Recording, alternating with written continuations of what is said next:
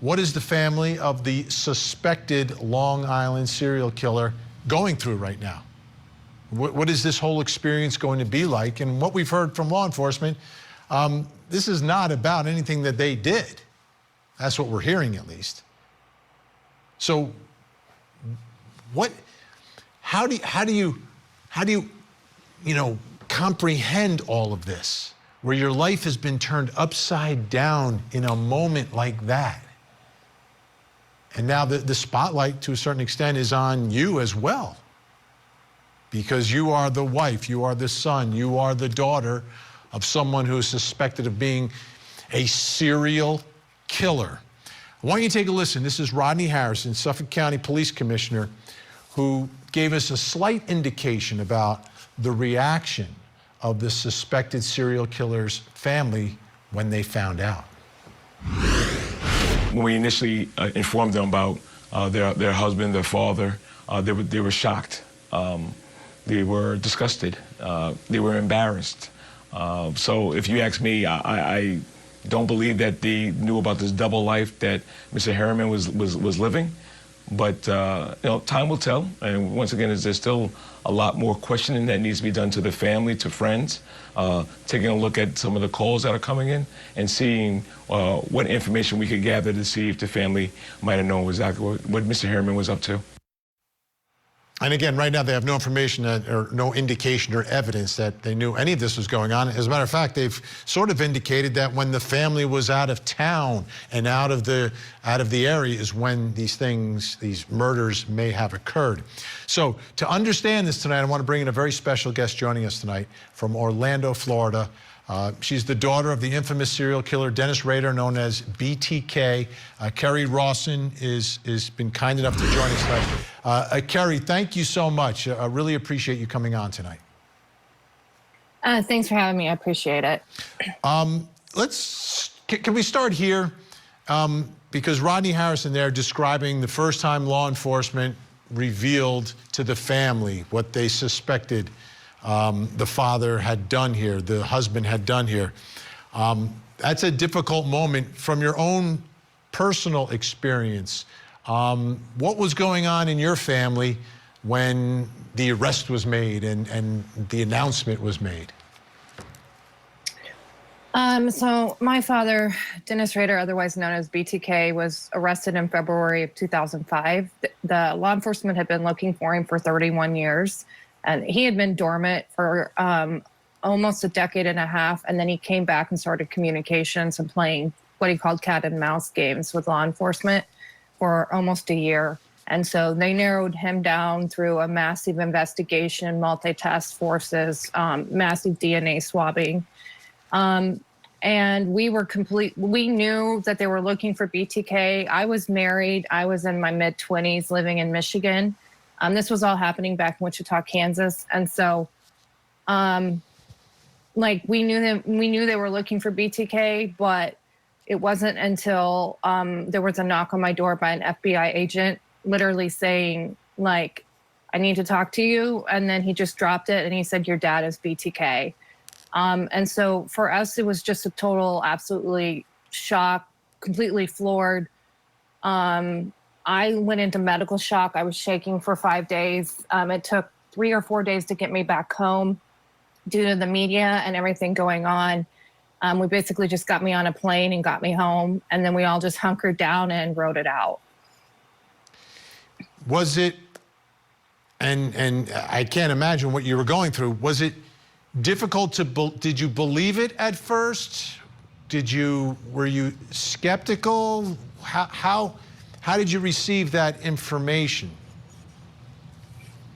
I was like all of the emotions you might have when you're going through grief, right? So you go through anger, you go through bargaining, you go through denial, you're going through shock, and you're going through trauma. And so I literally became a trauma victim at that point of the notification, because I thought my mother had been killed by my dad. I thought my grandmother had been killed by BTK.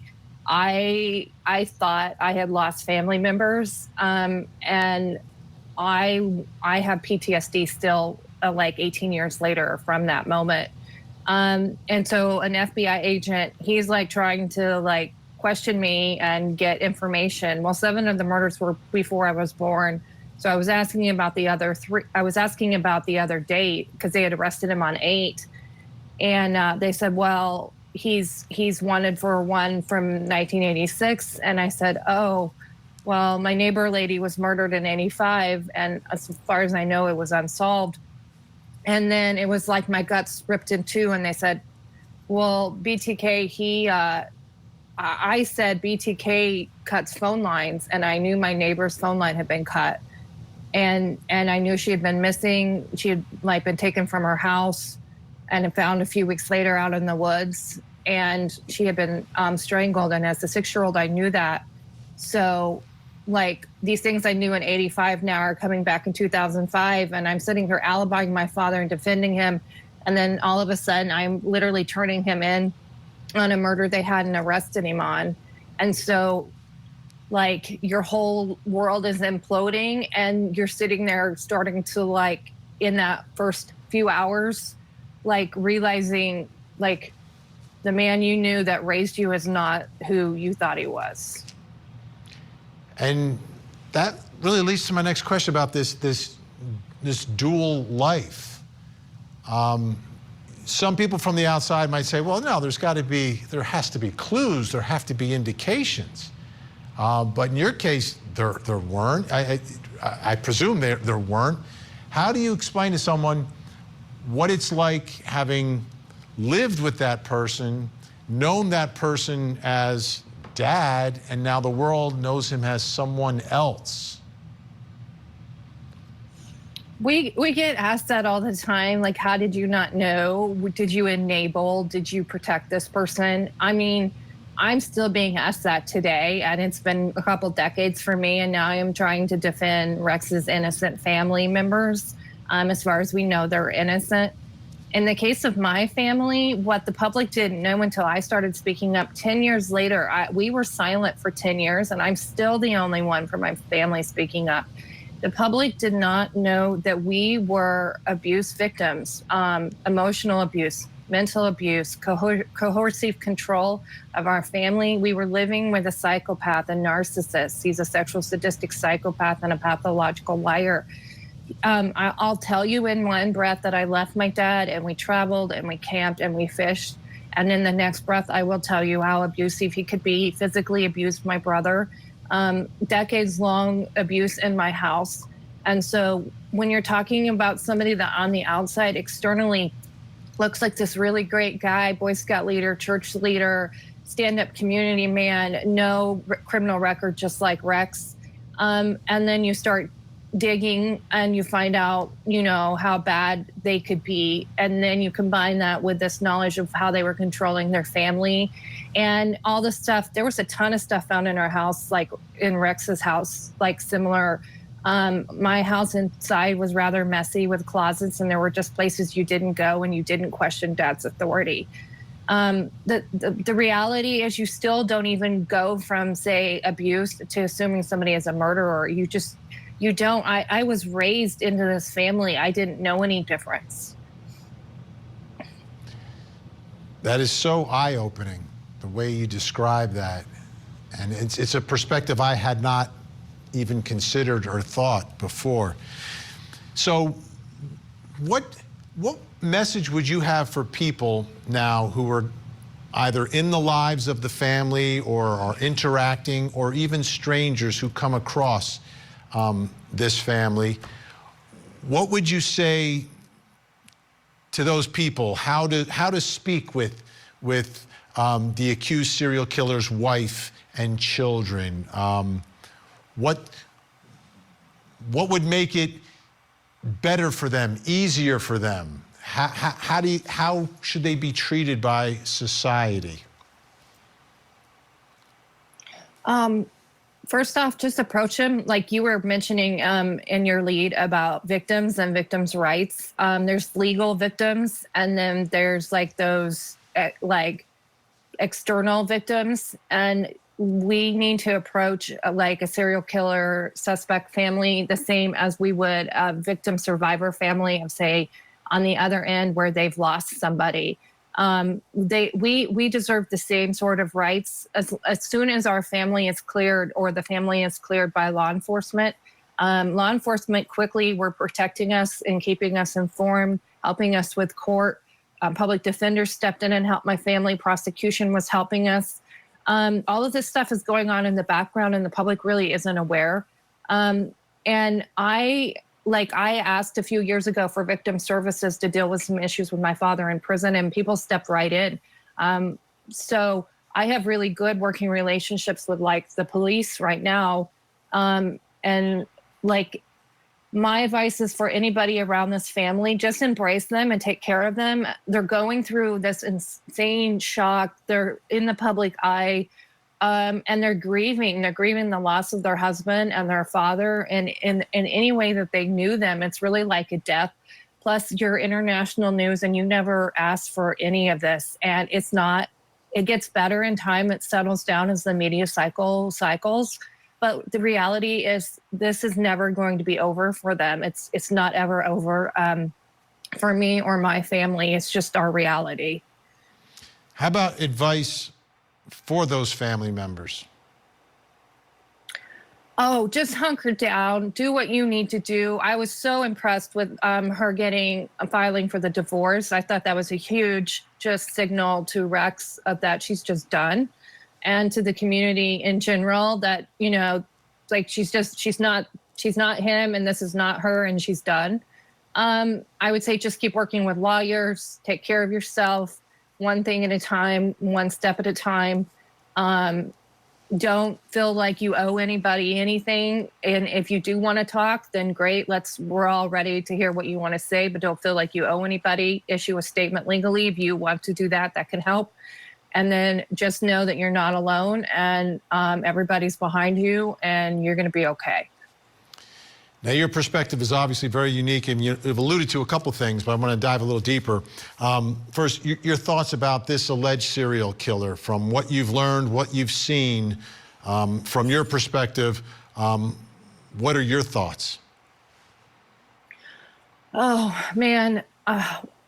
Based on the charging bail papers, I'm sure we're looking at the correct suspect on the Gilgo Beach 4. We're waiting on Maureen. We're waiting on DNA on her. I've heard that we're just waiting on some facts to get sealed up there. But I'm definitely sure on the 4 for him. I would be shocked if it was not him based on the DNA and what we're hearing about what's coming out of his house. Now, for the other victims that have been found out on the beach, we're going to have to wait and see. I'm telling people to just kind of temper down and let law enforcement do what they need to do.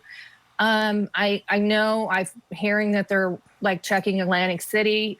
There's 4 that were buried or left out in the open there in a similar fashion. So I know that they're checking Atlantic City. Now they're looking at South Carolina, possibly Vegas. I mean, we're just, I think, really at the beginning on this investigation. And so we just need to be patient because, I mean, we're even hearing things coming out of this house just tonight. And so I really expect this, we're all going to be in this for the long haul. And can you expound a little bit more on some of the similarities that you have observed between this accused killer and your father, and the lives that they're living, and what we know about this accused killer? As soon as I saw the charging papers on Friday, I actually was cussing on Twitter because it was so similar. Rex is so similar to my father. They're both sexual sadistic psychopaths. I mean, that's where I'm at with Rex. We're gonna have to wait and see. They're both. He sounds like a narcissist, like my father. He sounds very like controlling, anger management issues. Driven by like sexual fetishes, collecting, like we see Rex's searches on the internet, like looking for like death porn and just really graphic, awful things. I mean, it's very similar to what my father was pursuing in between murdering. So they're very similar as both being family men and appearing outside one way and then hiding these horrible things inside and not being caught for decades. Knowing how bad my father is, I hope that they're going to be looking at Rex for probably close to 4 decades, and I know that they will. They're just quite similar, and we're just going to have to see what comes out. There's just so much we don't know right now. Do you think he wanted to get caught, and do you think he's enjoying this notoriety now? I don't think he wanted to get caught any more than my dad did. My dad was playing stupid games, and he got caught. If my dad had not been playing those games, I don't think they would have caught him that early. They would have caught up with him finally with familiar DNA, definitely by now. With Rex, definitely I don't think he wanted to get caught. I mean, I don't even think he had any idea there was an investigation going on for what, over a year? I mean, you see him walking out of his office and he's just strolling along to get on the train. Like, that man is not expecting the men in black to come pick him up, right? And as far as we know, he was still doing things with burner phones, still doing Google searches, searching for information on his investigation. My father was doing the same back in 2005. He was cutting out news articles. He was collecting them. He was sending things into the police. I would say if my father was still out in the public and hadn't been arrested, I would assume he would be heavily on the internet like Rex was, using phones. All of that sort of stuff nowadays, I would be a very scary reality if you would think about my dad catching up with technology. Kerri, really eye-opening stuff tonight. I feel so bad for what you have been through and what your family has been through, but we really appreciate you educating us and giving us a perspective that fortunately very few people have, but it is a part of your life. Kerri Rawson, thank you so much.